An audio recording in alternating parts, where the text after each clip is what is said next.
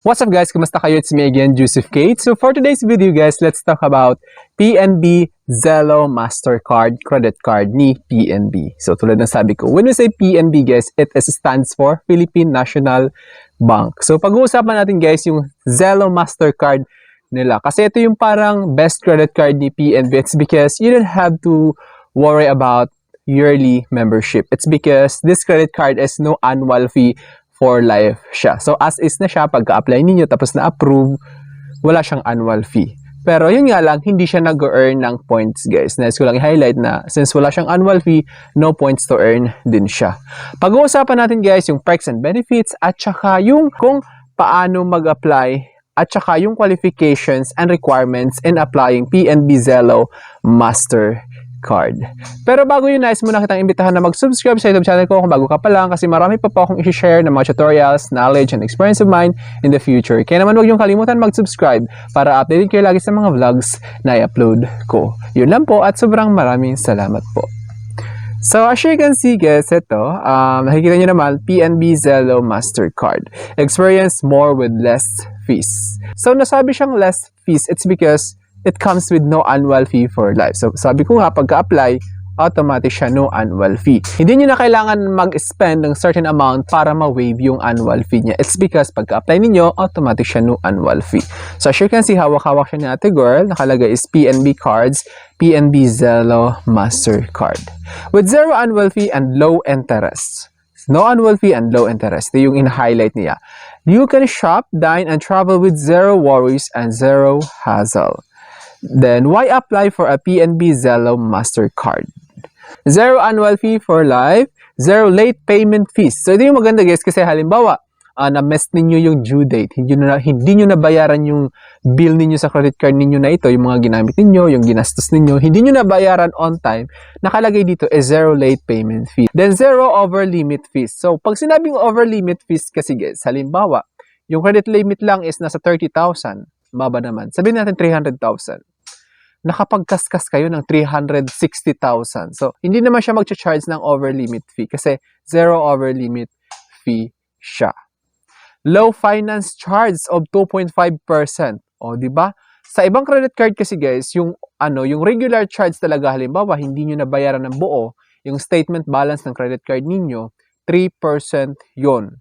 Yung i-charge sa next billing cycle. Halimbawa, tulad ng yung outstanding balance sa credit card nyo is nasa 65,000. Tapos hindi nyo nabayaran yun. Yung nabayaran nyo lang is yung minimum amount due. So kapag binayaran nyo yung minimum amount due guys, maliligtas lang kayo sa penalty charges. Pero hindi kayo makakaligtas sa finance charge na sinasabi. 3% yun sa ibang credit card. Samantala, si PNB Zelo Mastercard is 2.5% lang siya. Diba? May nakasave kayo ng 0.5%. Pero guys, nais kong sabihin sa inyo na you should pay off your credit card outstanding balance in full. Para kahit 2.5% lang yan, malaki pa rin yan. Lower minimum amount due. So tulad ng sabi ko kanina, lower minimum amount due to. Kanina, di ba, halimbawa, yung credit card bill ninyo is binayaran nyo lang yung minimum amount due. Sa ibang credit card kasi guys, is mas mataas yung magiging minimum amount due. Samantala itong si Zelo Mastercard is lower siya. Ibig sabihin, compared sa ibang credit card, mas mababa yung minimum amount due dito. Free annual fee for life for all your PNB supplementary credit cards. So kapag balak nyo kumuha ng supplementary credit card under PNB Zelo Mastercard, no annual fee for life din yun. Then pay your bill in peso, even for transactions abroad. So halimbawa guys, ginamit nyo siya outside the Philippines. Halimbawa, dollars, Japan yen, or dinar, ibang currency yun, Philippine peso pa rin or nakabill pa rin siya in peso. Then, global and online acceptance. So, ibig sabihin, pag sinabing global, within the world siya. So, pag sinabi namang online, sa mga Shopee, Lazada, Shein, something ganyan, pwede siyang gamitin online purchases, then global, international, ganyan. Contactless payment. Since, ano siya guys, EMV enabled, yung makikita nyo yung parang sign na parang Wi-Fi. So, pwede siyang itap lang, like sa Starbucks, sa ibang tumatanggap ng card payment, tapos itatap nyo lang siya. Hindi na kailangan i-swipe, ganyan. Tatap nyo na lang, then you can say na bayad na kayo. Kasi, madidetect agad yung credit card ninyo. Then ngayon guys, pag-uusapan natin yung qualifications for PNB Zelo Mastercard. Yung qualification niya guys is 21 to 65 years old. And then yung annual income is at least 120,000. So magkano nga ba yung annual income requirement? So pag sinabing annual guys, sa loob ng isang taon yun dapat yung kikitain nyo. So yung annual income requirement ni PNB Zelo Mastercard is 120,000 pesos. Then yan, let's talk about requirements for PNB Zelo Mastercard credit card. So meron dito guys, employed, self-employed, foreign national. So ngayon, para sa mga employed personnel or persons, recent 1-month payslip or certificate of employment stating gross income, date hired, and position.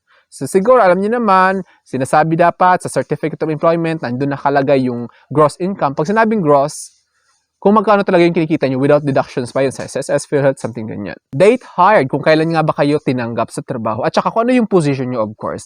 Or ITR, or Active Principal Credit Card with at least 1-year membership. So kapag wala kayong ganito guys, halimbawa, di nyo na kailangan i-provide yung 1-month payslip at saka yung employment or certificate of employment. Basta may existing credit card kayo from other banks, dapat 1 year na yun para pwede nyo magamit. Then, photo-bearing government-issued ID, yung proof of identification, hindi mawawala yun guys. With signature, example, yung Philippine National ID, e-Phil ID. Pag sinabing e-Phil ID guys, magkaiba siya sa, same lang siya sa Philippine National ID, pero kasi e-Phil IDs, yun yung piniprint lang sa online ni PSA. Yung Phil ID naman is yung physical card na mismo. Ganun siya. Pero parehas lang siya national ID actually. Digital national ID tulad ng sabi dito. Driver's license, passport, TIN, e-card only. So yung e-card lamang, hindi pwede yung parang basic lang na TIN ID. SSS, UMID, or company ID. With signature of company's authorized representative and employee. Dapat signature siya ni manager or something.